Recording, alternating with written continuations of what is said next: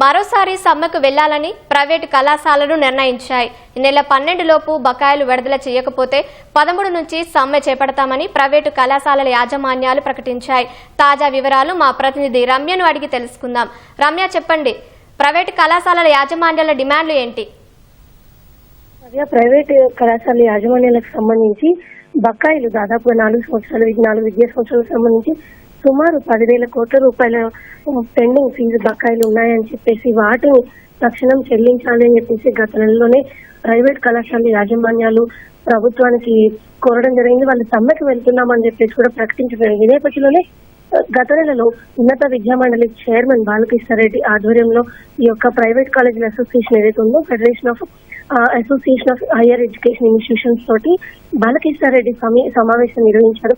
వాళ్ళు దఫాలుగా చేరినటువంటి ఈ సమావేశంలో అక్కడ అనేక విధాలైన అంశాలను చర్చించి ప్రధానంగా ప్రైవేట్ కళాశాల యాజమాన్యాలు ఏవైతే ఉన్నాయో వాళ్ళు అంటే ఇటు ఫార్మా కావచ్చు, ఇంజనీరింగ్, వీళ్ళు నర్సింగ్ కాలేజెస్, ఇలా అన్ని రకాలైనటువంటి ప్రైవేట్ ఇన్స్టిట్యూషన్స్ లో ఫీజు బకాయిల పెండింగ్ రాకపోవడం వల్ల ఈ బిల్ ఏదైనా వాటికి టోకెన్స్ ఇచ్చి కూడా అమౌంట్ రిలీజ్ కాని కారణంగా తాము అధ్యాపకుల్ని మెయింటైన్ చేయలేకపోతున్నాం, విద్యార్థులకి తరగతులు నిర్వహించడం ఇబ్బందిగా మారుతుంది, కళాశాలల భవనాలకు సంబంధించినటువంటి రెంట్లు కూడా చెల్లించలేని పరిస్థితుల్లో ఉన్నాం. కాబట్టి ఈ బకాయిలు గనక తక్షణం చెల్లించని పరిస్థితి ఉన్నట్టయితే గనక మేము సమ్మె చేస్తామని చెప్పి గత నెలలో ప్రైవేట్ కళాశాల యాజమాన్యాలు ప్రకటించి ఆ తర్వాత జరిగినటువంటి ఈ యొక్క సమావేశాలు ఏవైతే అటు ప్రభుత్వంతో కావచ్చు, అదేవిధంగా ఉన్నత విద్యా మండలి చైర్మన్ తో నిర్వహించిన సమావేశాల అనంతరం దసరా లోపు 600 కోట్లు, అదేవిధంగా దీపావళి లోపు మరో 600 కోట్లు, మొత్తం దసరా దీపావళి వరకు కలిపి 1,200 కోట్ల రూపాయల బకాయిలను చెల్లించేందుకు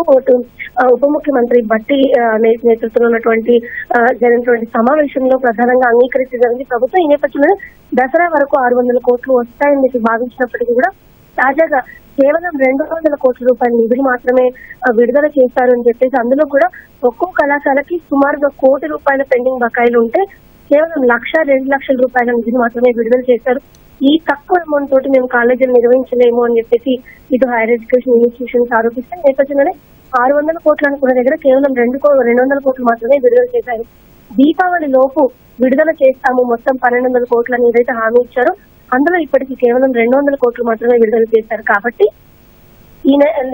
అక్టోబర్ 22 దీపావళి ఉందో అంతకంటే ముందుగా, ఎందుకంటే దసరాకి ఒక్కరోజు ముందు మాత్రమే నిధులు రావడం ఎంతో ఇబ్బంది కలిగించింది. అందులోనూ చాలా తక్కువ సంఖ్యలో అనుకున్న దాంట్లో సగం వరకు కూడా కనీసం సగమైన పెండింగ్ బకాయిలు చెల్లించని పరిస్థితి ఉంది. కాబట్టి దీపావళి కంటే ముందు 10 రోజుల ముందు అంటే అక్టోబర్ 12వ తారీఖు లోపు గనక 1,200 కోట్ల రూపాయల నిధులను విడుదల చేయని పరిస్థితి ఉన్నట్టయితే 13వ తారీఖు నుంచి సమ్మె చేపడతాము అని చెప్పేసి ప్రైవేట్ కళాశాల యాజమాన్యం ప్రకటించారు. అయితే ఇందులో భాగంగా ఇంతకు ముందు కళాశాల పూర్తిగా తాళం వేసినటువంటి పరిస్థితి అయితే ఇప్పుడు మాత్రం అందుకు భిన్నంగా విద్యార్థులతో కలిసి తాము చలో హైదరాబాద్ లాంటి కార్యక్రమాలు సైతం నిర్వహిస్తాము అని చెప్పేసి ఇందులో ఈసారి ప్రైవేట్ కళాశాల యాజమాన్యాలతో పాటుగా విద్యార్థులను సైతం భాగం చేస్తామని చెప్పేసి కళాశాల యాజమాన్యం పేర్కొంటే మరోవైపు చూసినట్లయితే ఇటు గత ప్రభుత్వం ఏదైతే బీఆర్ఎస్ ప్రభుత్వం ఉందో ఆ సమయంలో 4,200 కోట్ల వరకు పెండింగ్ బకాయిలు ఉంటే మిగతా 5,200 కోట్ల వరకు బకాయిలు అంటే 2025-26 విద్యా సంవత్సరానికి సంబంధించి కూడా కలిసినట్లయితే కనుక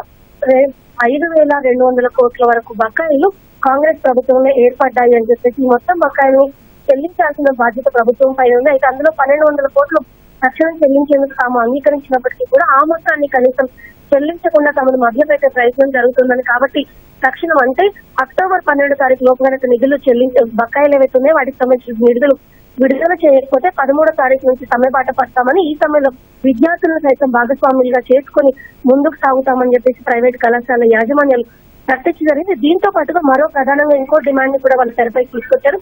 అందులో ముఖ్యమంత్రి రేవంత్ రెడ్డి చేతుల్లోనే విద్యాశాఖ ఉన్న నేపథ్యంలో మిగిలిన బకాయిలు ఏవైతే ఉన్నాయో 8,200 కోట్ల బకాయిలు ఉన్నాయో వాటిని ఏ సమయాల్లో చెల్లిస్తారు, వాటిని చెల్లించేందుకున్నటువంటి పరిస్థితులు ఏంటి, ఎప్పటిలోపు తమకు ఆ బిల్లులు ఇస్తారనేది ఒక రోడ్ మ్యాప్ లాంటిది తమకు ఇవ్వాలని చెప్పేసి దానికి సంబంధించిన పూర్తి వివరాలతో ఒక క్యాలెండర్ ని సైతం ఇవ్వాలి అని చెప్పేసి మరోవైపు దీనికి సంబంధించి ముఖ్యమంత్రితో చర్చించేందుకు మొత్తం రాష్ట్ర వ్యాప్తంగా ఉన్నటువంటి సుమారు 2,800 ప్రైవేట్ కళాశాల యాజమాన్యాలు ఎవరైతే ఉన్నారో వాళ్ళంతా కూడా ఒక రోజు హైదరాబాద్ వస్తారు. దానికి ఒక డేట్ సీఎం ఇవ్వాలని ఎప్పుడు వాళ్ళు కోరుతున్నారు. ఈ డేట్ ని చూసినట్లయితే కనుక అక్టోబర్ 13వ తారీఖు నుంచి అక్టోబర్ 18వ తారీఖు వరకు అంటే 5 రోజుల సమయం వాళ్ళు కేటాయించారు.